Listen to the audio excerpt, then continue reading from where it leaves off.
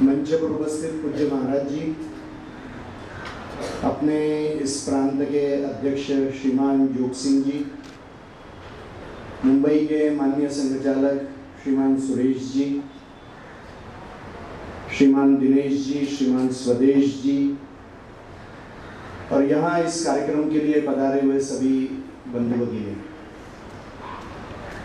बहुत हनुमान जी की कृपा से और संघर्ष करके भी ये प्रकल्प यहाँ पर खड़ा हुआ है। और मुझे लगता है कि 2 पीढ़ियों के कार्यकर्ताओं की मेहनत इसमें लग गई है। और अभी जैसा कि माननीय रामुका जी ने वर्णन किया, तो बहुत बड़ा यश अपने को इस सेवा में अभी आ रहा है। और इस परिसर में रहने वाले लोगों के लिए भी और दूर दराज पूर्ण देश भर में रहने वाले लोगों को भी बहुत सेवा का लाभ मिल रहा है। विश्व हिंदू परिषद अभी देश भर में लगभग 7,500 से ज़्यादा सेवा कार्य चला रहा है।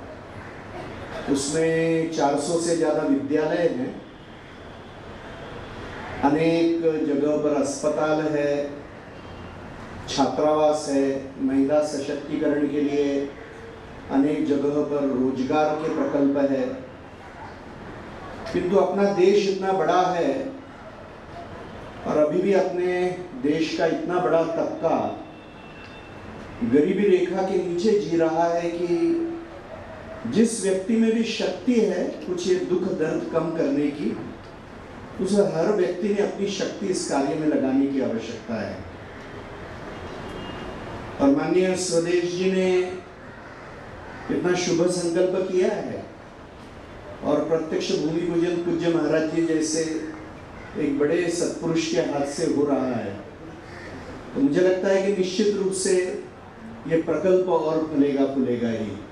और हनुमान जी के छत्र छाया में हम बैठे तो कुछ अच्छा ही होना है, कुछ भी बुरा नहीं हो सकता है। संकट मोचन है हनुमान जी। और इसलिए इस प्रकल्प के जो सारे कार्यकर्ता हैं, मैं उनका अभिनंदन भी करता हूँ, क्योंकि जिस गति से ये प्रकल्प बढ़ रहा है और शिव कल्याण केंद्र के परिसर से भी बाहर, जैसे कि अभी डायलिसिस सेंटर प्रारंभ हुआ है और अन्य भी प्रकल्प अभी हाथ में लिए जाएंगे।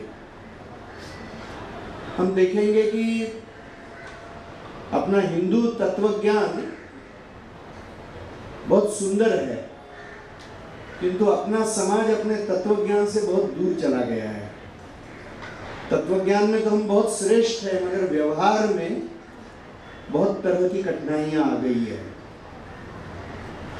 और अपने यहाँ पे बहुत सामान्य परिभाषा धर्म की गई है कि यानी परपीड़ा अधर्म है और परोपकार ही धर्म है।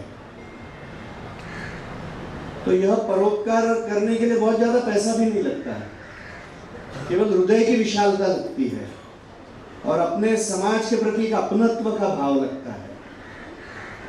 मुझे लगता है कि ऐसा यदि हर हिंदू इस काम में लग जाएगा अपने शक्ति के अनुसार, तो जैसा कभी अपना देश और अपना समाज अत्यंत सामर्थ्यशाली, गौरवशाली और वैभवशाली था पहले कभी, तो उस स्थिति में वो पुनः पहुंच जाएगा। बहुत तरह तरह के क्षेत्र है, शिक्षा का है, चिकित्सा का है, आर्थिक स्वावलंबन का, स्वरोजगार का, महिलाओं के सशक्तिकरण का, हर तरह के ऐसे प्रकल्प है। गौ सेवा का भी कार्य है। तो ऐसी कुछ सेवा अपने रुचि के अनुसार हमने लेनी चाहिए। और जैसा कहते हैं कि दान से धन की शुद्धि होती है। एक कथा आती है रामायण में, एक श्वेत मुनि की। एक बार अगस्त्य जी प्रवास में निकले थे और एक जगह पे उन्होंने ऐसा ही खाली आश्रम देखा। तो सब कुछ सुंदर था मगर आश्रम में कोई नहीं था। अचानक एक विमान उतरा, उसमें से एक बहुत दैवी कांति का पुरुष उतरा, उसके साथ में बहुत सेवक थे। तो वहां निकट के तालाब में एक शव पड़ा हुआ था। तो वो महान पुरुष उतरा और उस शव को खाने लगा। तो अगस्त्य मुनि जी को एकदम ऐसा लगा कि ये क्या हो रहा है। फिर उनको पूछा कि आप तो इतने बड़े पुरुष दिख रहे हैं, आप ये क्या कर रहे हैं। तो उसने कहा कि मैं एक राजा था, बहुत कुछ मैं अच्छे काम किया इसलिए स्वर्ग में गया,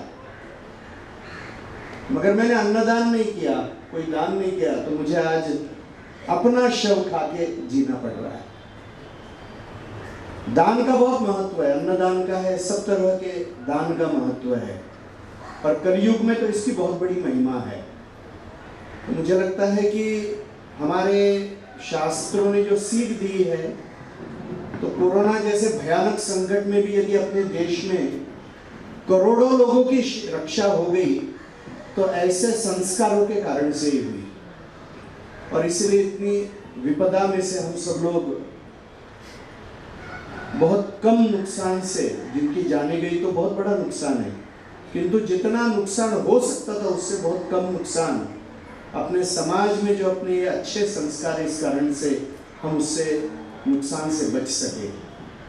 तो ये प्रकल्प आप जैसे ही सभी के सहयोग से और प्रत्यक्ष सक्रियता से चल रहा है। पूज्य महाराज जी उनको पाथेय देंगे ही, मगर यह सेवा का काम मुझे लगता है हर हिंदू ने अपने समाज के लिए करना चाहिए। अपनी जाति, भाषा, पंथ, संप्रदाय से उठकर यदि मेरे में सामर्थ्य है तो यदि मैं किसी का दुख कष्ट कम कर सकता हूँ तो इससे बड़ी कोई बात नहीं है। और इसलिए भगवान हनुमान जी आप सबको ये प्रेरणा दे, इतना ही मेरा उनके चरणों में निवेदन है। और यह आप लोगों के ऊपर भी सब तरह की कृपा वो करे, इतना ही मेरा निवेदन है। जय श्री राम।